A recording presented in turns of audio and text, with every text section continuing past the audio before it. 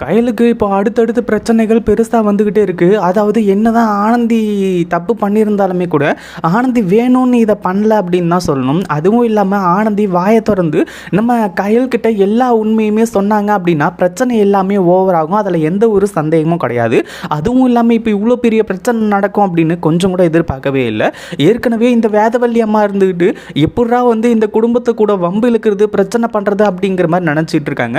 இப்போ தன்னோட பொண்ணு அடிபட்டு ஹாஸ்பிட்டலில் இருக்கக்கூடிய இந்த நிலைமையை யூஸ் பண்ணி உண்மையிலேயே இப்போது நம்ம கயலோட குடும்பத்தை சீரழிக்கிறாங்க அப்படின்னு சொல்லலாம். கண்டிப்பாக இந்த ஒரு விஷயத்தை யாருமே எதிர்பார்த்துருக்கவே மாட்டாங்க அப்படின்னு தான் சொல்லணும். ஒரு பக்கம் ஆனந்தியை எப்படியாச்சும் இந்த பாலு கூட சேர்த்து வச்சிடலாம் அப்படிங்கிற மாதிரி அவ்வளோ பெரிய ஏற்பாடுகள் போய்கிட்டு இருந்துச்சு. பட் இருந்தாலும் ஆனந்தி இருந்துட்டு இல்லை என்னால் முடியாது, என் குடும்பத்தோட சம்மதம் இல்லாமல் என்னால் இதை செய்ய முடியாது. ஏற்கனவே என் குடும்பம் அதாவது என் அம்மா என்னோட அக்கா இவங்க எல்லாருமே எனக்கு கல்யாண ஏற்பாடுகள் பண்ணிட்டாங்க, எனக்கு வேற வழி இல்லை அப்படிங்கிற மாதிரி சொல்லிட்டு அங்கேருந்து வந்தாங்க. பட் இருந்தாலும் அந்த இடத்துல நம்ம ஷாலினி பிரச்சனையை பண்ணது ஒரு மிகப்பெரிய பிரச்சனை தான் அப்படின்னே சொல்லலாம். கடைசியாக என்னாச்சு, கயல் கண்ணு முன்னாடியே ஷாலினியை தள்ளி ஷாலினி போகிற வண்டியில் அடிபட்டு அவங்க இப்போது அன்கான்ஷியஸ்க்கு போய் கடைசியில் ஹாஸ்பிட்டல் வரைக்கும் போயிட்டாங்க. இங்கே பிரச்சனை என்ன அப்படின்னு பார்த்தீங்கன்னா, ஒரு பக்கம் இப்போது நம்ம ஷாலினிக்கு அடிப்பட்ட ஒரு விஷயம் இந்த வேதவல்லிக்கு தெரியாமல் இருந்துருந்துச்சு அப்படின்னா பிரச்சனை கிடையாது. அதையே இப்போ மிகப்பெரிய பிரச்சனையாக பண்ணிகிட்டு இருக்காங்க. ஒரு பக்கம் கயல்லாம் இந்த ஆனந்தி கிட்ட எதுக்காக இப்படி பண்ண, ஏன் ஆனந்தியை தள்ளிவிட்ட, ஆனந்தி அப்படி உங்ககிட்ட என்ன கேட்டா, ஏன் கோவமாக பேசிகிட்டு இருந்தீங்க, சண்டை போட்டுட்டு இருந்தீங்க அப்படிங்கிற மாதிரி கேட்டுட்டு இருக்காங்க.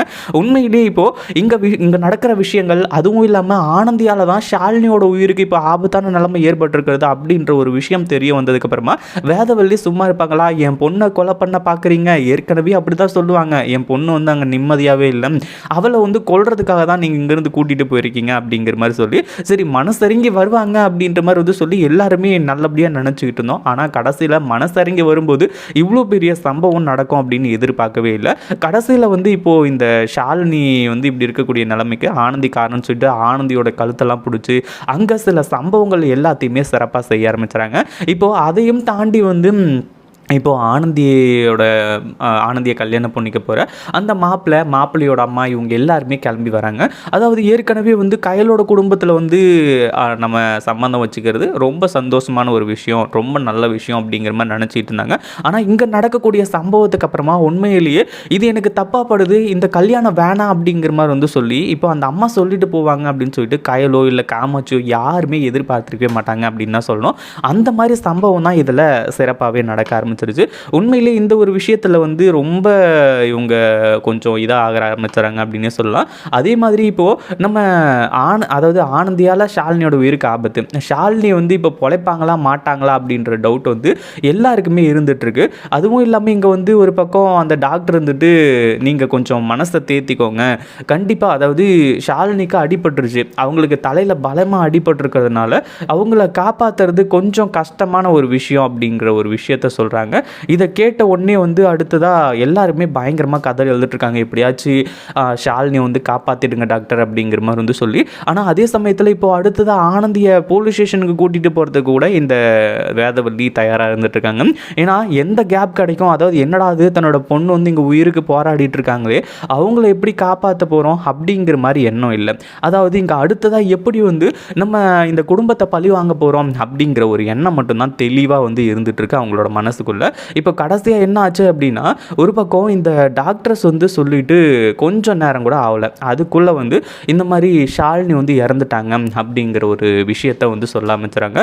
எல்லாருக்குமே பயங்கரமான அதிர்ச்சி. ஒரு பக்கம் நம்ம அதாவது கயலுக்கெல்லாம் என்ன பண்ணுறது ஏது பண்ணுறதுன்னு ஒன்றுமே புரியல.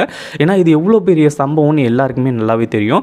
அதாவது இவ்வளோ பிரச்சனையும் வந்தது காரணம் ஆனந்தி. இன்னொரு பக்கம் ஷாலினியோட உயிர் இப்போ போயிடுச்சு அப்படின்னா கண்டிப்பாக அதை யாராலையுமே ஏற்றுக்கவே முடியாது. அதுலேயும் நம்ம அன்பெல்லாம் செம்ம கோவப்படுவோம் அப்படின்னே சொல்லலாம். பட் இருந்தாலும் ஆனந்தி கிட்டேருந்து விஷயம் வர்றது தான் இப்போ மிகப்பெரிய விஷயமா இருந்துகிட்ருக்கு. அதாவது நம்ம ஷாலினியோட உயிருக்கு ஆபத்தா அப்படின்னு கேட்டிங்கன்னா, அதாவது இங்கே ஆனந்தி கொஞ்சம் கண் அசரக்கூடிய அந்த ஒரு நேரத்தில் தான் அவங்களுக்கு கனவு வருது ஷாலினி இறந்து போகிற மாதிரி. அதுவும் இல்லாமல் ஷாலினி வந்து பெரிய தப்பெல்லாம் பண்ணிவிட்டு அவங்க வந்து இறந்து போகிறதுக்கு வந்து இது ஒன்றும் இல்லை. அதுவும் இல்லாமல் இப்போது ஆனந்தி பயங்கரமாக தூக்கத்துலேருந்து எழுந்திரிச்சு கதறி எழுறாங்க.